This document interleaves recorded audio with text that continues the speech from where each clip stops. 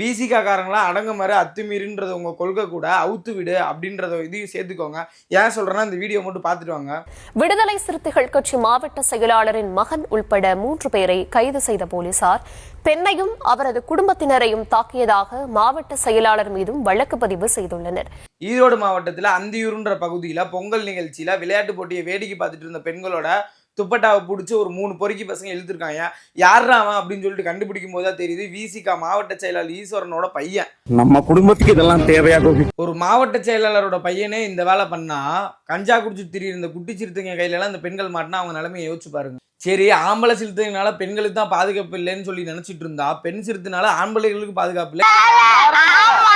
இந்த வீடியோ பார்த்துட்டு வாங்க. அதே போல வாங்கிய கடனுக்கு பதிலாக செல்போன் வாங்கி தருவதாக கூறி ஓமலூர் காவல் உதவி ஆய்வாளர் பூபத்தியை வீட்டுக்கு வரவழைத்து புகைப்படம் எடுத்து மிரட்டி நகை பணம் பறிக்கப்பட்டது. இந்த வீடியோ பார்க்கும்போது போலீஸே மிரட்டுறது எங்க திறமை தான் சொல்லிட்டு இந்த சிறுத்தைனாலதான் முடியுன்றது தெளிவா தெரியுது.